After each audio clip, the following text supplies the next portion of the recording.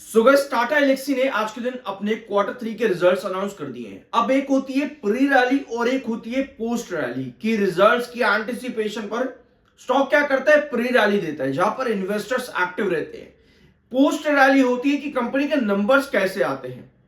अब आज के दिन स्टॉक में क्या वो पोस्ट रैली का एंथुजियाज्म देखने को मिला है या पर नंबर्स कंपनी के वीक आए हैं, इनको समझेंगे चार्ट पैटर्न पर रख करके। शुरुआत करते हैं कंपनी के नंबर से।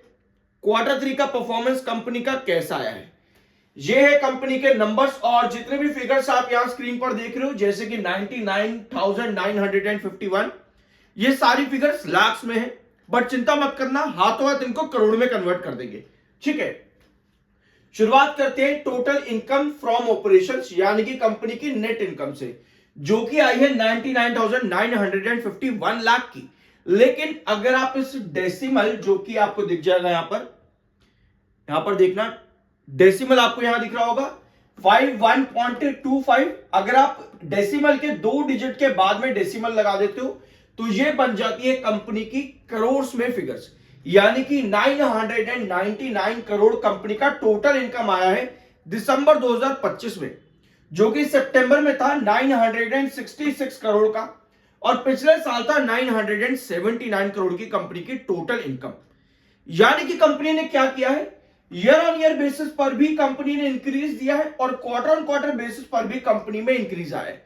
ऑल्दो ये इंक्रीज कोई बड़ा नहीं है, कंपनी ने 100-150 करोड़ के रिवेन्यूज एक्स्ट्रा जनरेट नहीं करे ईयर ऑन ईयर और करोड़ और क्वार्टर ऑन क्वार्टर बेसिस पर, बट एक स्लाइट इंक्रीज है। अब ये इंक्रीज अच्छा क्यों है, क्योंकि कंपनी के अगर आप पिछले 2 क्वार्टर देखोगे यहां पे आपको नजर आएगा कि कंपनी का ग्रोथ नेगेटिव में चल रहा था, यानी कि ईयर ऑन ईयर बेसिस पर कंपनी के जो नंबर्स थे, रिवेन्यूज थे, वो बढ़िया नहीं आ रहे थे, कंपनी नेगेटिव में रिवेन्यू दे रही थी। और इसका इंपैक्ट आपको कैसे दिख रहा था चार्ट पैटर्न पर, इसका इंपैक्ट आपको चार्ट पैटर्न पर दिख रहा था एक गिरावट के अंदर। जून के नंबर कंपनी ने खराब दिए, सितंबर के नंबर भी कंपनी ने खराब दिए, तो शेयर नीचे की तरफ लगातार जा रहा था। ठीक है, इसको आप कहो कि भाई मार्केट का भी इंपैक्ट है वगैरह वगैरह, कुछ भी कहो, बट अल्टीमेटली कंपनी के रिजल्ट्स भी अच्छे नहीं आ रहे थे, नेगेटिव ग्रोथ पर कंपनी थी। लेकिन दिसंबर की ऑप्टिमिज्म कंपनी में बनी और शेयर ने रिटर्न भी दिए। अब यहां तो मार्केट गिरा ना, फिर शेयर क्यों नहीं शुभ, फिर शेयर क्यों बढ़ा, यानी कहीं ना कहीं एक प्री रैली स्टॉक पर देखने को मिली। अब जो आज कंपनी ने नंबर दिए हैं वो एटलीस्ट इस नेगेटिव ग्रोथ को खत्म कर देते हैं जो पिछले 2 क्वार्टर से कंपनी की चल रही थी, यानी कि एक स्लाइट इंप्रूवमेंट कंपनी ने यहां पर दिया है आज के दिन अपनी इनकम के अंदर। अब टोटल इनकम के अलावा हमें अब क्या देखना है कंपनी का, कंपनी के एक्सपेंसेस कितने हैं। टोटल एक्सपेंसेस कंपनी ने इस बार किए 757 करोड़, 757 करोड़ का कंपनी का टोटल खर्चा आया है दिसंबर के अंदर। सितंबर में 752 करोड़ का कंपनी का खर्चा था, पिछले साल 723 करोड़ 723 करोड़ का कंपनी का खर्चा आया था। तो खर्चे कंपनी के बड़े हैं, बट वही बात है कि यहां पर खर्चे भी कंपनी का बहुत स्लाइट इंक्रीज है, बट स्लाइट इंक्रीज तो कंपनी के रिवेन्यू पर भी है, यानी कि प्रॉफिट पर इंपैक्ट पड़ सकता है कंपनी के year on year and quarter on quarter basis पर। अब आते हैं आपके प्रॉफिट बिफोर टैक्सेस पे, तो ये है आपका प्रॉफिट बिफोर टैक्सेस 146 करोड़ 146, ये आपका प्रॉफिट बिफोर टैक्सेस है दिसंबर 2025 में। सितंबर में था 214 करोड़ का। तो प्रॉफिट बिफोर टैक्सेस एक्सपेंसेस बढ़ने की वजह से आपके जो है गिर जाते हैं क्वार्टर ऑन क्वार्टर बेसिस पर, और पिछले साल 255 करोड़ का कंपनी का प्रॉफिट बिफोर टैक्स था, यानी कि ईयर ऑन ईयर बेसिस पर भी कंपनी के प्रॉफिट गिर जाते हैं। अब हम क्या करेंगे, यहां पर हम कंपनी के प्रॉफिट आफ्टर टैक्सेस देखेंगे। प्रॉफिट आफ्टर टैक्सेस यानी कि net profit for the period, ये कंपनी ने दिया है 108 करोड़ का, पिछले साल था 199 करोड़।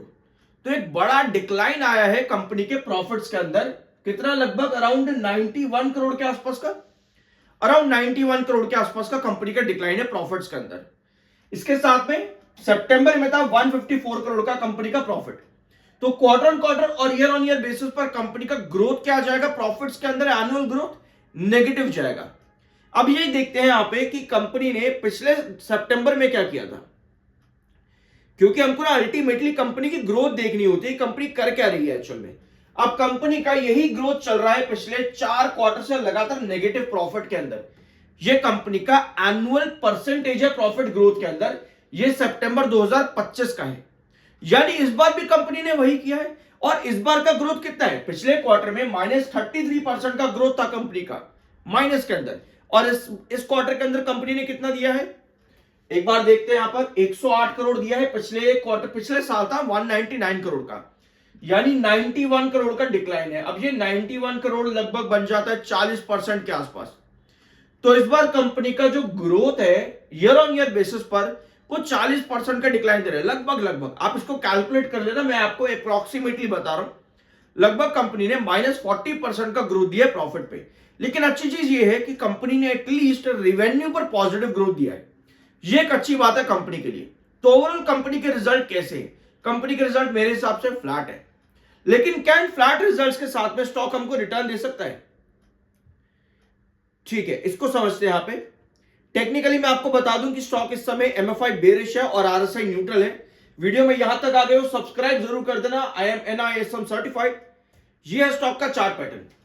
5852 ये ट्रेंड आपको नजर आएगा, और 6094 5852 आपका मिड रिस्ट्रिक्शन है, और 6094 आपका क्रूशियल रिस्ट्रिक्शन है। यहां पर अगर हम बेस देखें स्टॉक में, तो आपको बेस लाइन नजर आएगी अराउंड 5500 नहीं, 5500 नहीं, सॉरी 5580। ये आपको इस समय बेस नजर आएगा। यानी हमें जरूरत है कि इस रेंज के बीच में ना 5852 और 5580, इस रेंज के बीच में स्टॉक के कंसोलिडेशन बना ले। आज की कैंडल क्या इंडिकेट कर रही है, बायर इंडिकेट कर रही है। हमें क्या चाहिए होगा आज के रिजल्ट्स को देखते हुए कि ये नंबर इतने बुरे नहीं है।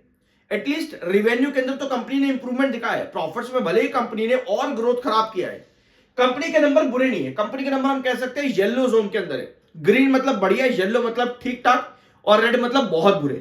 कंपनी के नंबर ठीक ठाक है। तो कल के दिन हम एंटिसिपेट कर सकते हैं कि 5852 की तरफ स्टॉक थोड़ी सी रिकवरी शो करे।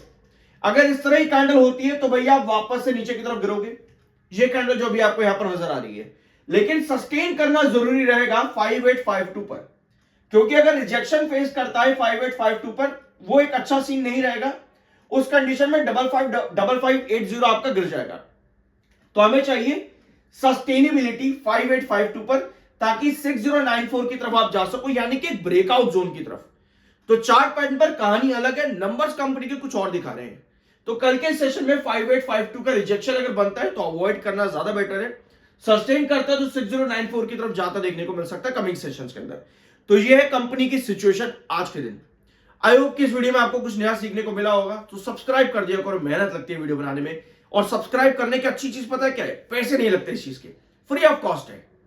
मिलता अगले वीडियो में।